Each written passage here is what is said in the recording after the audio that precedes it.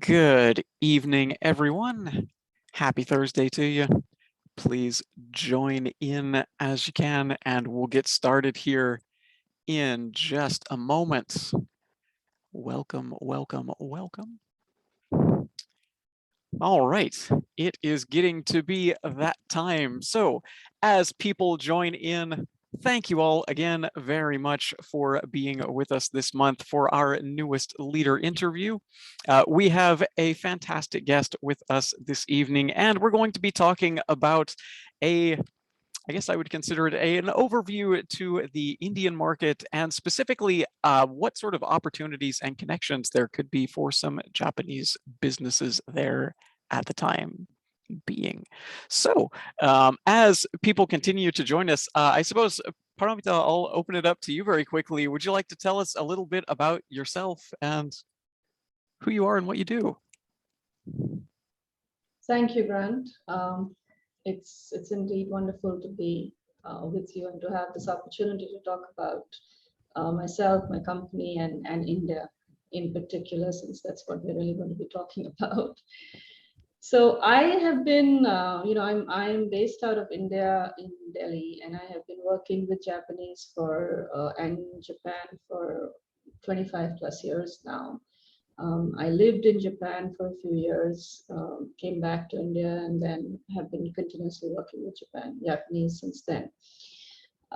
We assist Japanese companies and Indian companies to cross the border and conduct their business, assist them with different kinds of stuff, language related, cultural, as well as just giving them a brief introduction to the other country. And I'm really happy to talk about India to your audience today, and I'm happy to field any questions from them that they might have. Yeah, fantastic. And thank you so much for taking the time to join us again. I have to say, this is a topic that I am very interested in personally. I have to be honest, a very superficial and kind of a lacking knowledge of India. I've done some casual, I guess you could call it research myself off and on, going back to a random National Geographic video on the Indian Railway that I checked out from the library as an elementary schooler. So I'm actually just personally very interested to hopefully deepen that knowledge a little bit today. Sure. I suppose that's a pretty good place to start as an introduction then. Speaking, I suppose, culturally and also in terms of a business atmosphere, how would you give kind of an executive summary of the Indian environment? Okay, so I think, culturally and from a business aspect, I guess they're two dramatically different things, really. But if I talk about Indian culture and especially from a Japanese or a foreigner's perspective that I have come across in the past, is that India does seem to surprise foreigners, primarily because of the population, as you know, is the second largest in the world, and very soon to become the highest, the largest population.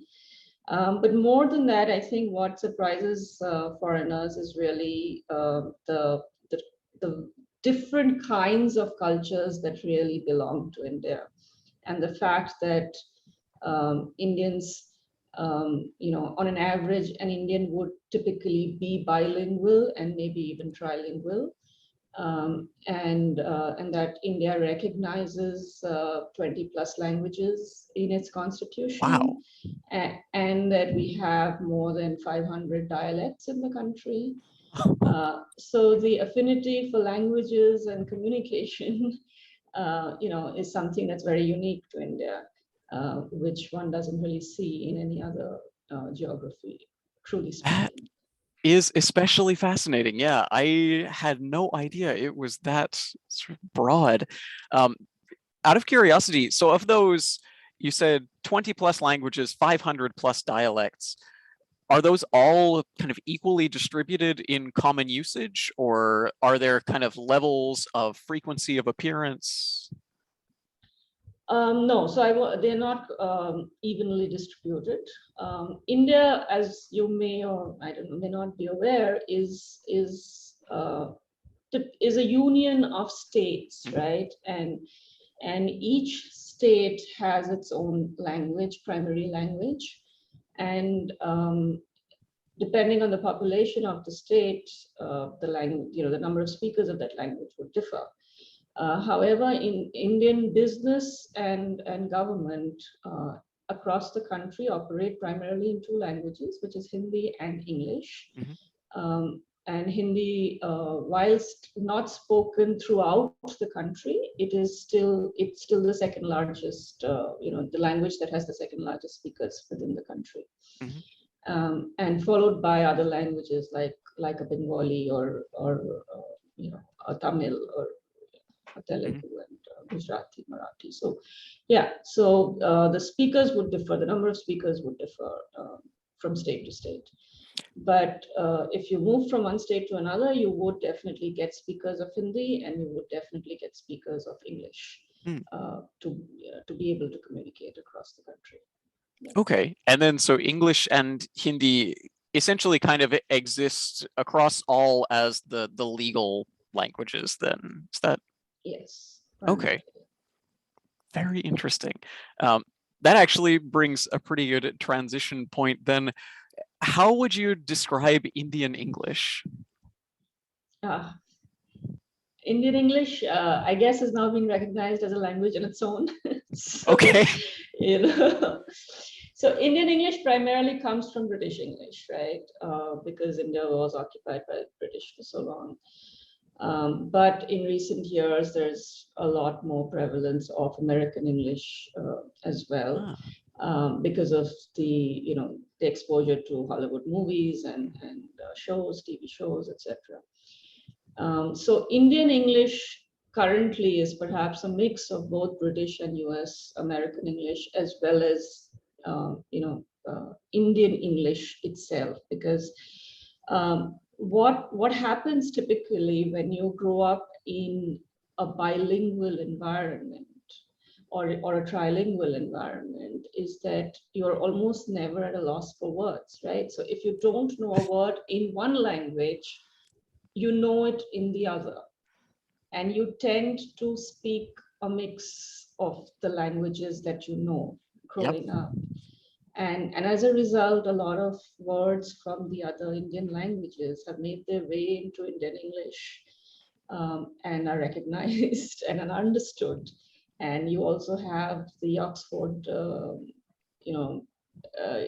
dictionary recognizing a few new Indian words which come from Indian, other Indian languages.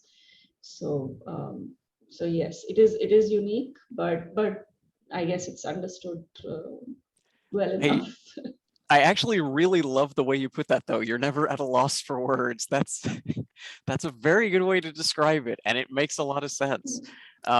Just to go a little deeper on this, because I am a huge nerd for linguistics and loan words in particular. Do you have any especially favorite or interesting examples of either borrowed English words or borrowed words from any various Indian dialect that have ended up in mainstream English? So I think one of the newer words which have made it to mainstream English and which gets associated with India a lot is the word called jugaad. Okay. Which is a Hindi word primarily for, in a way, to find a solution. So Indians tend to find solutions for everything. So if something's not working, you end up trying to have a quick fix in place just to get it to work or to find a way around it. And that's what jugaad typically implies in Hindi. And that has come to be used in business parlance as well in English, where it relates to how things operate in India by jugaad, which may not always have a positive connotation to it, but it does talk about it does talk to the Indian spirit of, finding a solution or getting things done. So yes, that's something that I find interesting and unique in a way. That is fantastic. Yeah, I love that. Okay. I like that you bring up a note about kind of that spirit there. And I want to take that for a minute. When it comes to more of a professional environment, do you think there are any other important patterns of thought or kind of work ethos or professional ethos that are important for people to know about Indian professionals? So I think, yeah. So one of the things that foreigners and Japanese in particular find find difficult or find new to them and may need to adjust to is, like I said, that the idea that Indians, we very rarely say no outright. So if something be done, we are probably going to keep on trying till the last minute to find a solution, to find a way around it, to find a way of delivering it. And as a result of that, what may happen at times is that the client or the business partner may be left with a wrong impression that of overcommitment, because since you keep trying till the last minute, and maybe it's only at the last minute that you finally say that no, it cannot be done, I'm not able to do it, or I'm not able to deliver. So so typically when that's between Indians would know that that's how things work, and they will keep trying to the last minute. So we need to be a little bit more firm and get a firm grip on, okay, what's the deadline for this? Can I know by tomorrow? Can I know by day after whether it's going to be done or no? Now, typically, if Japanese were to hear that you are trying, their understanding might be that it will get done. And you wouldn't say you would try if you weren't sure that you would be able to deliver. And that sometimes does give leave a gap in the communication and could result in misunderstandings. Therefore, pushing for a firm commitment in terms of yes or no might be important when dealing with in business dealings or associations with Indians. Yes. That is quite the fascinating case. Okay, so yeah, be ready to ask very clearly for a hard deadline on something and a commitment. I could certainly see that being something that could be challenging for someone who's not prepared. Okay, kind of relating to that, what would I say, personal style of professionals in an Indian environment, how would you describe most people's communication style? So communication style of most Indians would be assertive with a bit of, how should I put it?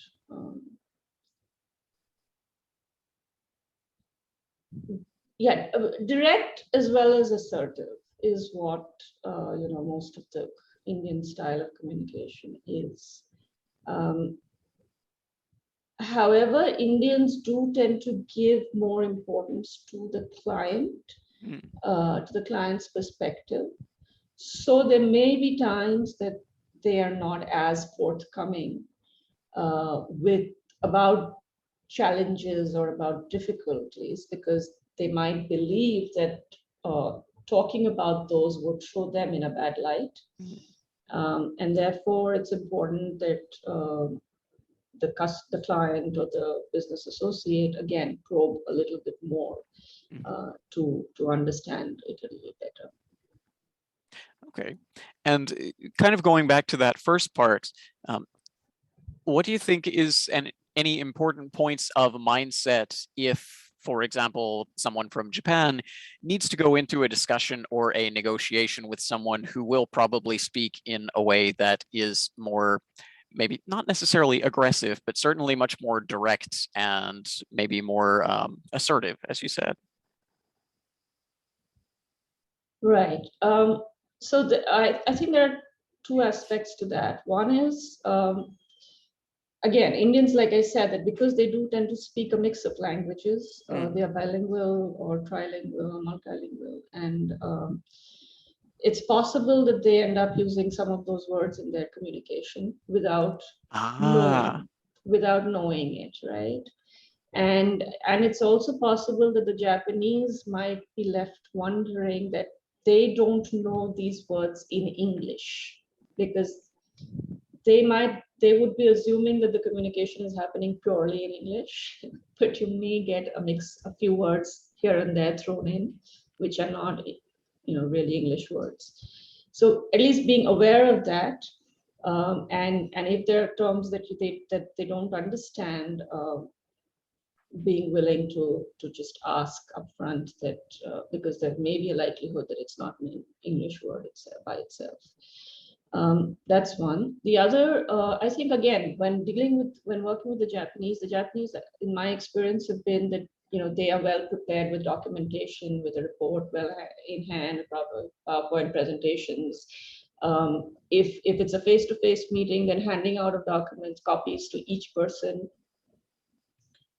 That may not necessarily be how an Indian team might approach it. An Indian team may be a bit more willing to deal with things as they come, rather than being 110% prepared and with all the information. So again, that I think those are two things that would help in the cross-cultural communication, if the other side is aware of. Okay. Yeah, I'm sensing kind of, again, a reference back to that opening point of whatever happens, find a solution somehow. That sort of mentality. That is very interesting. Okay. Similarly, when it comes to maybe a discussion style or negotiation style, do you think there are any important points to be aware of there? Anything to be prepared for? Things that might surprise people? I think, again, from if I'm talking about Japan and India in particular, right? I think the main point in negotiation or understanding is that India is a very cost-sensitive market, right? And Japan is a quality conscious or a quality sensitive market, right? So if, again, this is just my perception of things, quality comes at a cost, and a Japanese approach to something might be that this is the quality I desire and I'm willing to pay the cost for it, right? The Indian approach is probably going to be, this is the cost I can afford. What is the quality that I can get for this, right? So an Indian would probably be more amenable to negotiate on the quality of what they are getting, as opposed to a Japanese who might be less comfortable negotiating on the quality of things. Yeah, that makes a lot of sense. And because of that cost implication, where the Indians come from in terms of cost, and as a market, because it's a market driven by cost, right? And your market share could vary depending on every 10 rupees, or which would could be for every yen, basically you could have a change in the market share. Wow. I think that's where the negotiation would need to, that's a factor that you would need to consider when negotiating with Indians. Yeah. Mm. Yeah, that makes a lot of sense. Kind of in a similar vein, I suppose a lot of my questions also come from essentially a place of ignorance in some ways, of not having this experience. I'd really love to give you a bit of space here as well. From your experience, particularly with so much time spent sort of being that transition point between the Japanese and Indian markets, what other kind of things have you noticed that are maybe common pain points or surprises for people trying to also make that cultural transition? So I think, I keep going back to this whole, Indians are, to the point that I made earlier about being able to, or, trying to get it done no matter what. The other aspect of that is also this, that Indians are always ready for surprises. Okay. So, so they would roll with surprises because we're used to it, that, okay, if somebody is supposed to, for example, if a lot of things may not get done on time. And there could be a lot of reasons for it. The ecosystem may not be built or structured to deliver everything on time, on schedule, the way the Japanese ecosystem is structured, right?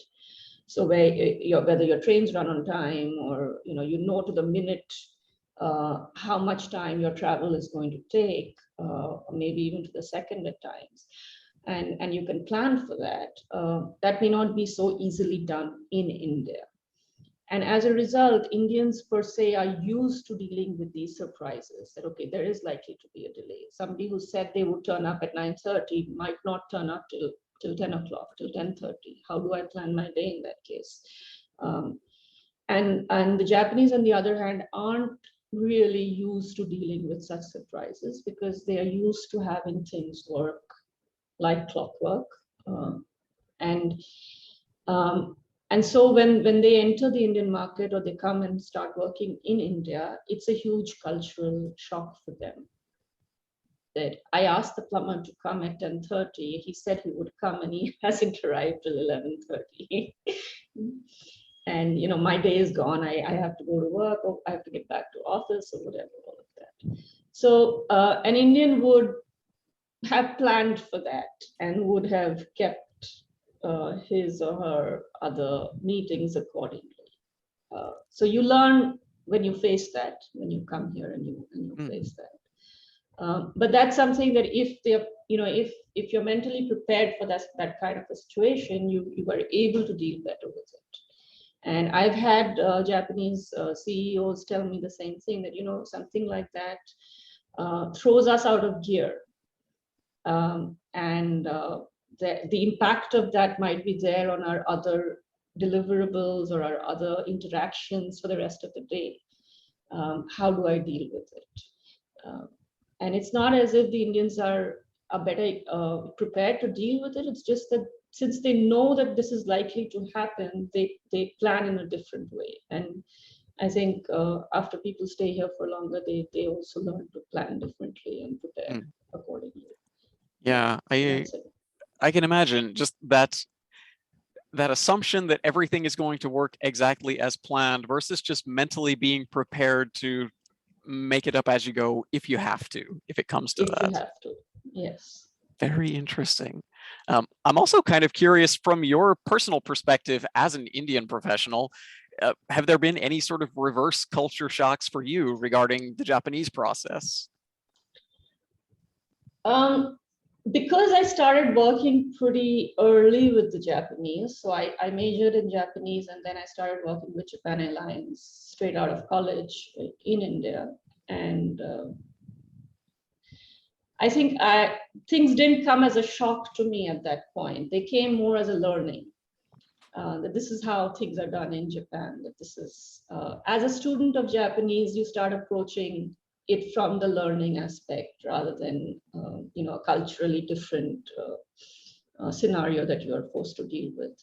And I think as an interpreter or a translator, at times you're put in, and more as an interpreter, you are put in those situations where you have to deal with the cultural gap, where you have to be able to explain, the cultural gap to both sides, if you're interpreting for both sides, and for one, if it's one. And therefore, it was always almost a learning experience for me rather than a shock or cultural shock. And I think, like, for Indians, again, I think the cultural shock is less, primarily because of the myriad cultures that exist within India. So you're used to dealing with different languages, you're used to dealing with people with different food habits, you're used to dealing with people with different behaviors. And so although I know that, even when Indians go to Japan, they do face cultural shock. It's not that they don't. and I think for most of them, it's probably the food, because a lot of Indians are vegetarian. And when they go to Japan, and when even fish is considered vegetarian by the Japanese, and you have to be very specific in your instructions. So that's probably the biggest cultural shock that Indians face in Japan, the food. I can absolutely imagine that being an uphill battle. That is very interesting. And yeah, I completely understand where you're coming from the interpreting standpoint. I've tried my hand at that a few times, and it is an entirely different animal. I'm also kind of curious. So you mentioned you had majored in Japanese. Is it common amongst Indian people to have an interest in Japan just culturally, or kind of what led you down that path? So as a student, I was interested in languages, and I wanted to actually learn a foreign language. And the European languages all have the same script essentially, right? They have common English, the Roman script. And at that time, I thought that it might be more interesting to learn a language that doesn't have a common script, and where I actually have to learn the script as well. And also, that time coincided with the Indian economy liberalizing, and there was a huge expectation of having more Japanese businesses come into India. And in terms of opportunity, one expected that there would be more opportunity for a career in Japanese, and that's how I ended up, choosing Japanese as a major. That is fascinating. Studying it, yeah. Okay. Kind of connected to that, what would you say Indian culture's general perception of Japan is? It has undergone a change over the last 25 years.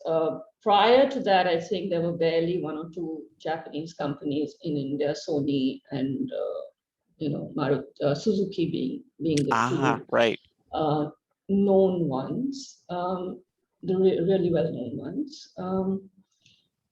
But I think in the last 20 odd years, there's been with the opening up of the economy. There have been more Japanese companies coming into India, and with the Japanese government, with the Indian government showing an interest in attracting investments from Japan. We've had these special economic zones, set up with Japanese companies coming in. So today, in a place like Delhi and the National Capital Region, you actually have, several hundred Japanese companies with offices here. You have Japanese restaurants, 10 or 12 Japanese restaurants. You have Japanese cultural events being conducted by the Japan Embassy. And therefore, the awareness around Japan has definitely gone up in the last 20 odd years. And the Japanese population in India has also gone up considerably. Okay. You mentioned since the opening of the economy, just again, for my own knowledge, what was the status before that? So we were a socialist country prior to, I mean, we still are a socialist country as far as the constitution is concerned. However, Really? The economy was liberalized in 1991. Okay. Which allowed foreign companies to come in and invest directly in India. There is with that liberalization happening is when Japanese entities like JICA came here, and a lot of Japanese investments, particularly starting with the Delhi Metro. Which attracted investments from Japan, and now we also have a high-speed rail connection being built with Japanese investments between which is supposed to be a bullet train along the lines of the Shinkansen between Mumbai and Ahmedabad in Western India. Going back to your question of liberalization. Yeah, sure. Yeah, so economic liberalization happened in 1991 with foreign investment being encouraged. In specific sectors, in some industries. And it's gone through different phases where you needed permission from the government in certain cases. In certain cases, that it was allowed without an automatic route, without any special permissions.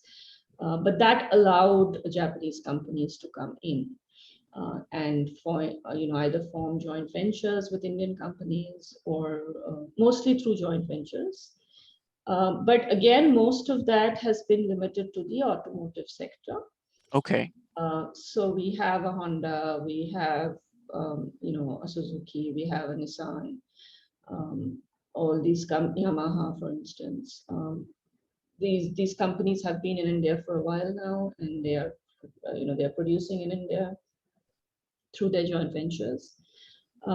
But in the last few years, there has been attraction for Japanese investments into Indian startups, into Indian companies as well, which is not through, not as joint ventures, but only as capital, investments or equity. And but again, we've seen, I think 2019 saw Uniqlo come into India. Okay. So yes, I mean, we are seeing a lot of movement from Japan. Interesting. You also mentioned a little bit previously that Suzuki, and I think it was one other company you had said, had a bit of a longer presence compared to other Japanese companies. Sony, yeah. Was there any special reason why those two have a longer history in the market, or just kind of the way things worked out? So Suzuki was invited by the then government to form a joint venture with an Indian joint venture and produce in India. So the Indian company was Maruti. So their entity was basically Maruti Suzuki was the entity here, and they built some very iconic cars for India at the time. When we didn't have any other Japanese or any other foreign automobile companies in India. And so the mid-80s, 1980s, you would have seen a proliferation of a car, which was the Maruti 800, which they had launched in India and which they then exported from India as well to Europe. That's why Suzuki was here, and it's the longest in terms of automotive companies. Okay. And it has the largest share as well of the Indian market. But Sony, I don't really know, but Sony's been here for a while, and it was here from, I think, before Suzuki entered. but I'm not too sure about the story around, what Fair. brought Sony to India. That is deeply fascinating. Yeah, all of this actually does kind of connect to my next question, though. What kind of opportunities do you think there are for Japanese professionals who are interested in India at the moment? So like I said, now there are a lot more Japanese companies which are opening up in India, and the interest in Japanese culture has also gone up. We have all the large conglomerates. We have the Hitachi, we have the the Sumitomo, and companies like Marubeni, or all of the trading houses are all present in India and have been present for a while. So opportunities there would definitely be available for Japanese professionals. But aside from that, we also the automotive companies and the automotive ancillary companies. So when Suzuki set up, they brought with them the needs for the ancillary businesses as well to come into India, and those also came in. So opportunities there. However, I think in the recent last 5 years or so, because of the interest in investing in India, a lot of law firms have set up. In Japan, they have set up India desks, and in India, the Indian law firms have set up Japan desks to help with the research on on Japan and on India, as well as Japanese professionals who are working with these firms, either law firms or consulting firms. They can then liaise directly with the Japanese companies here in India, which are either they are headed by Japanese nationals themselves, or they have Japanese nationals in key positions and who are probably a little bit more comfortable interacting with Japanese themselves. And that has created those opportunities for Japanese bilingual, but of course they would need to be fluent in English, or at least conversant in English, not just from a business perspective, but also from a lifestyle perspective, because to be in India and not be able to speak an Indian language or English would cause them a lot of trouble. Absolutely. Yeah. Actually, on that. Oh, sorry. Please continue.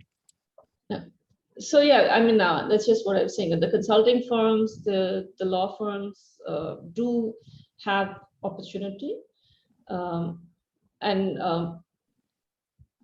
of course the automotive firms. Mm-hmm. Yeah. Okay, and kind of going back to that point you mentioned, beyond English, are there any other tips for an effective lifestyle for anyone who might end up working temporarily or long-term in India?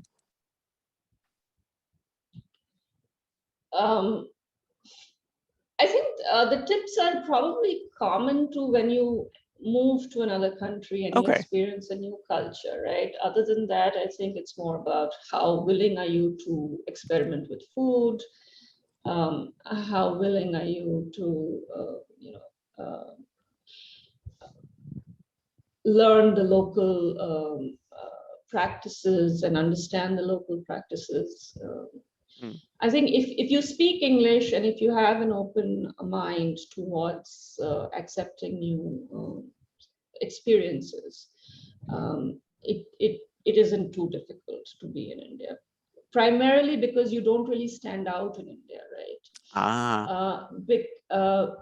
Because India has so many cultures in it, and we also have Indians with Mongoloid features. Eastern part of India has, people with Mongoloid features.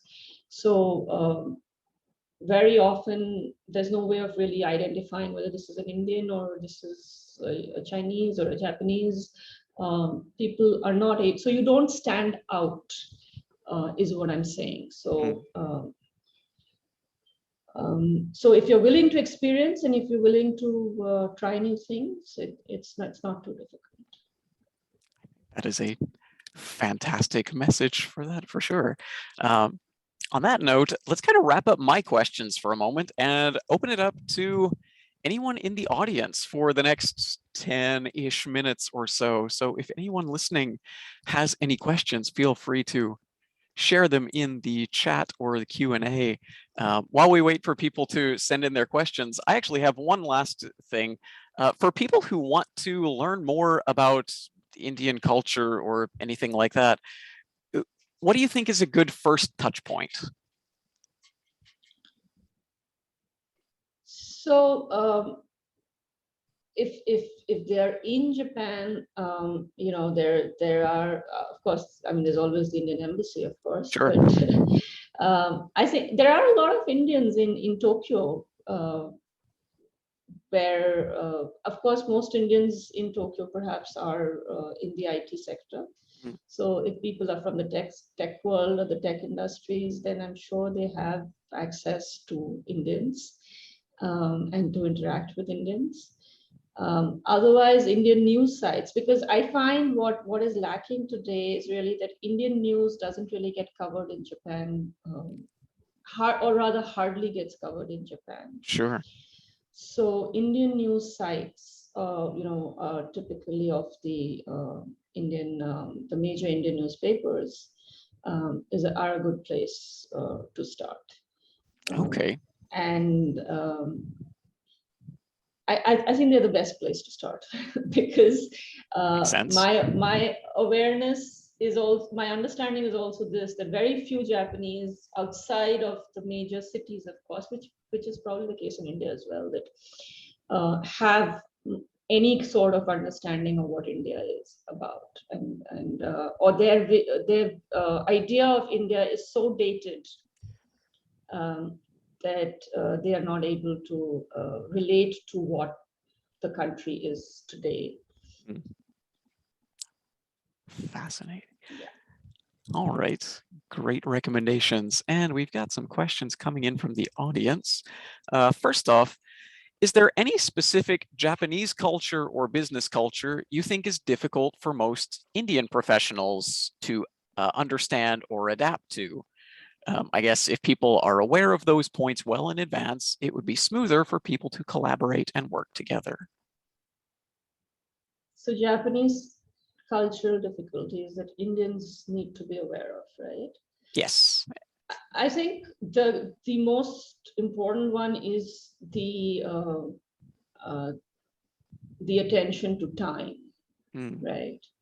The bit about punctuality, which Indians really do need to learn, and by and large. And I think with globalization and more of global businesses happening, there's a change in at least in that sphere. So professionals typically still are, would be punctual, would be would be there for meetings on time and would be delivering things on time. But I think the Japanese sense of time is something that Indians do not have, and they would do well to really be prepared for it. Because I remember even when I was when I was in the corporate world, and my team would get mails from the client about reports, which if they had to be sent out at 1 p.m. And it was 1:01, and the report hadn't gone out, we would get a reminder it's 1:01 and we haven't yet got the report. So for an Indian to relate to that is tough. And if they're aware of it from the beginning, I think they would be better placed to meet the expectations. Understood. All right. Let's see. Next up, after COVID-19, it became easier to connect with people regardless of where they live. Since there are many independent engineers, professionals, etc. in India, it should be a big opportunity for many professionals and companies to get connected. However, it should also be challenging for most people to find trustable partners as well as to build trust and professional relationships with people they haven't met in person. Do you have any advice for professionals in Japan on how to find good business partners in India? So for business partners, I think it makes sense, and I think that irrespective of COVID, it makes sense to meet up or to partner with organizations or entities which have at least been operating for a few years, where you can go back and check their history in terms of the kind of work that they have done, for how long they've been doing it, and the relevant references that can be shared by them. If it's a company that you are looking at partnering with for Japan, you might want to know from them if they have worked with Japanese companies before. If so, can they share details of any companies? And even if they haven't worked with Japanese companies, have they worked with any other foreign companies? They could be European, they could be American, they could be from any other, Singaporean or Hong Kong. And getting those references is important. Again, if they're freelancers that you want to partner with, the same logic applies. Going for somebody with history, with a few years of work behind them, is what works best. And perhaps you would need to have, coming from Japan, you would need to partner with a company that can either communicate in Japanese or has someone who can communicate in Japanese, or you have another vendor or another partner who provides that bridge or that link. So I would say that that's what's important. Okay, so background, history, references, good to be aware of. All right, this is actually a really interesting question. In terms of education trends, are there any hot topics or subjects that people or students recently have been very keen to learn? In India? Well, India has, I think, in the recent years or the last couple of years, there's a huge emphasis on entrepreneurship in India. And school curriculums have started including entrepreneurship as a subject, so that right from high school, individuals can actually work on creating organizations and creating job opportunities rather than going out into the market and looking for jobs themselves. That's a push that's happening across the country. And in certain pockets, definitely in Delhi, the Delhi government is pushing it. But if I talk about from the students' perspective, then definitely I think anything to do with technology is what has been an area of interest, whether it's AI or robotics or things like that, which are really catching up. And a lot of Indian students with the science background, because India has these technology institutes, colleges, which are known for their technology curriculum and their technology courses. I would say yes, that's the area that students themselves might be pursuing. The science students with a science background might be pursuing. Okay, fantastic.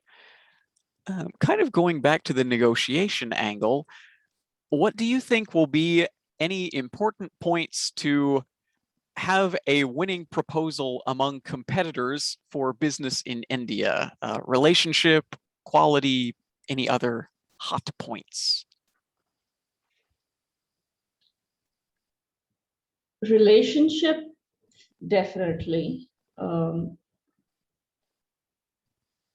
And I think what Indian companies will are today and perhaps moving forward would be looking for is, again, technology that they don't have here locally, or they cannot access locally or do not have. So if a partner from Japan or any other country is able to bring that to them, what is not available in India, that's what they would be interested in going for. For most Indian entrepreneurs and for most Indian businesses, the Indian market is so large and untapped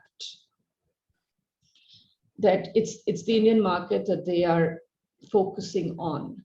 So if they can introduce things to the Indian market that are not already present here, which could be innovative products or innovative services, then that's what they would like to go for. Makes sense. All right. Let's see, another one here, specifically relating to the big issue of the moment. How do you feel that the pandemic has affected the way people work, especially considering before and after? So India, I'm not sure how aware your audience is of how India dealt with the pandemic, but India had in 2020, India had one of the most or the strictest lockdown across the world, which happened overnight, and where India went into a total lockdown for 3 weeks. With everything being shut, schools, colleges, workplaces. And overnight, Indians had to work from home. And Indian companies had to, and Indian schools had to start teaching online without having any infrastructure in place. College and offices had to move to doing their work in a remote way. Which was overnight. There was no advance notice of it happening. And but Indians changed, right? They adapted. They really made that change very quickly, thanks to, of course, things like Zoom. And we have primarily continued on that front, on a remote working and a remote studying and a remote learning model. Till now. So it's only been in this month that schools have started opening and that children, or at least students in high schools, have started going back to school. Some offices some companies are working in a hybrid model where they have some people coming into work, some still continuing to work from home. People have moved from the cities back to their hometowns, the smaller, the smaller towns and villages where they came from. And I expect that is going to continue for some more time. So companies, even if companies move to working from their offices on a regular basis, waiting for all their employees and their staff to get back to the cities, to get back to the places where they're supposed to, come to work, is probably going to be a challenge. So they will need to come up with this model. They will probably continue with this hybrid model for some more time, as far as India is concerned. Just because of the sheer logistics of it. Yes. So one is, of course, people are used to now working from home, and sure. Because they have moved away from their cities, from their place of work. Many of them have, and so companies will need to factor that in when they start insisting that you come and work at the office. So yeah, it's going to continue like this for a while. Quite the situation. All right. Let's see. Kaoru asks, do you have any information regarding how Japanese companies can attract young potential candidates who are coming from India? It would depend on which field the company is in, which industry. Most Indians going to Japan would be either or interested in going to Japan would be, from the IT, with an IT background, technical background. Some of them may be, fluent or at least conversant in Japanese, because they prepare, if they're going to Japan, they would prepare for the language as well. So if you are looking at hiring directly from India, there are several ways of doing it. One, you could partner with a firm, recruiting firm in India, or a firm like ours, for instance, which could help you in doing your, in getting you the resources. The other is, if you are interested in doing campus recruitment, then you can look at the universities and the colleges and the institutes, the engineering colleges, and find out when their recruitment sessions happen, and register yourselves for those sessions, and then come. I guess now it's all on Zoom or all online.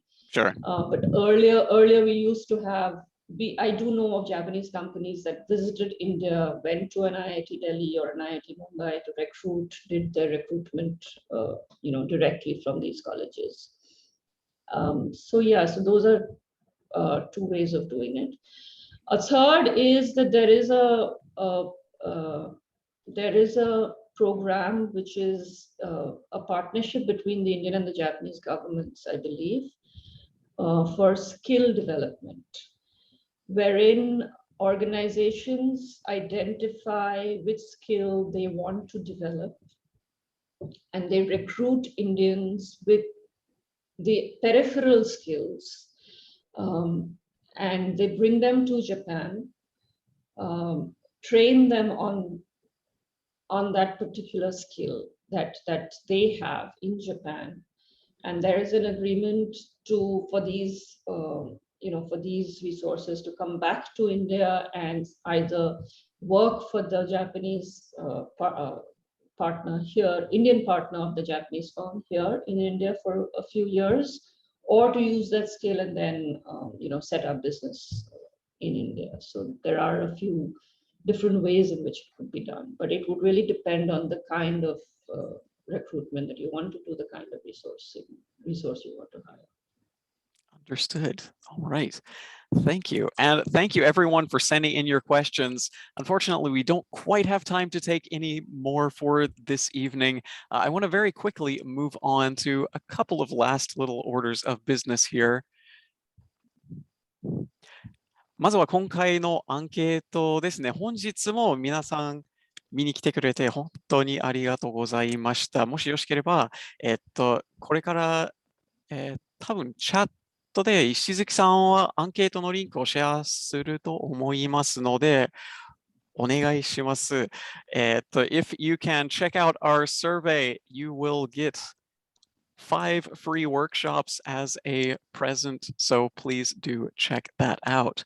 Having said that, for anyone who is interested in developing connections with the Indian market in the future, Paromita, please tell us about what your company can do for everyone.